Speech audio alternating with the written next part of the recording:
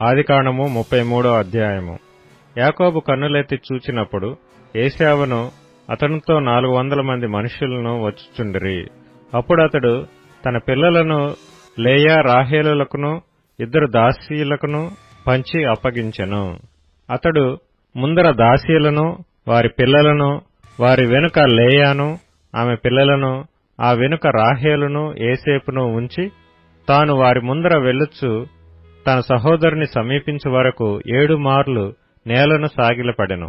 అప్పుడు ఏశావు అతనిని ఎదుర్కొన పరిగెత్తి అతనిని కౌగలించుకుని అతని మెడమీద పడి ముద్దు పెట్టుకొనెను. వారిద్దరూ కన్నీరు విడిచిరి.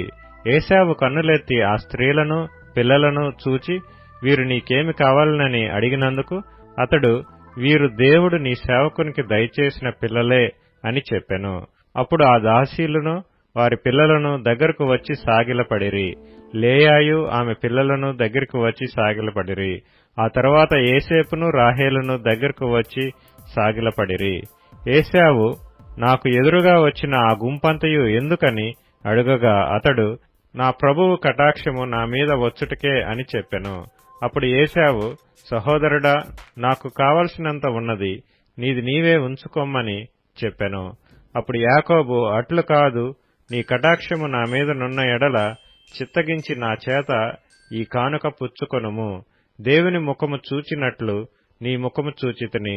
నీ కటాక్షము నా మీద వచ్చినది గదా, నేను నీ యొద్దకు తెచ్చిన కానుకను చిత్తగించి పుచ్చుకొనుము. దేవుడు నన్ను కనికరించెను, మరియు నాకు కావలసినంత ఉన్నదని చెప్పి అతని బలవంతము చేసెను. గనుక అతడు దాని పుచ్చుకొని, మనం వెళ్ళుదము, నేను నీకు ముందుగా సాగిపోవుదునని చెప్పగా అతడు, నా యొద్దనున్న పిల్లలు పసిపిల్లలనియు గొర్రెలు మేకలు పశువులు పాలిచ్చునవి అనియు నా ప్రభువుకు తెలియను. ఒక్క దినమే వాటిని వడిగా తోలిన ఎడల ఈ మంద అంతయు చచ్చును. నా ప్రభువు దయచేసి తన దాసునికి ముందుగా వెళ్లవలెను. నేను నా ప్రభువునొద్దకు శేయీరునకు వచ్చు వరకు నా ముందరనున్న మందలు నడవగలిగిన కొలదిని, ఈ పిల్లలు నడవగలిగిన కొలదిని వాటిని మెల్లగా నడిపించుకుని వచ్చేదనని అతనితో చెప్పెను. అప్పుడు ఏశావు, నీకిష్టమైన ఎడల నా యొద్దనున్న ఈ జనులలో కొందరిని నీ యొద్ద విడిచిపెట్టుదునని చెప్పగా అతడు, అది ఏలా, నా ప్రభువు కటాక్షము నా మీద నుండనిమ్మనెను. ఆ దినమున ఏశావు తన త్రోవను శేయీరునకు తిరిగిపోయెను. అప్పుడు యాకోబు సుక్కోతుకు ప్రయాణమైపోయి తనకొక ఇల్లు కట్టించుకుని తన పశువులకు పాకలు వేయించెను. అందుచేత ఆ చోటికి సుక్కోతు అని పేరు పెట్టబడెను. అట్లు యాకోబు పద్దనరాములో నుండి వచ్చిన తరువాత కనాను దేశములోనున్న షెకెమను ఊరికి సురక్షితముగా వచ్చి ఆ ఊరి ముందర తన గుడారములు వేసెను.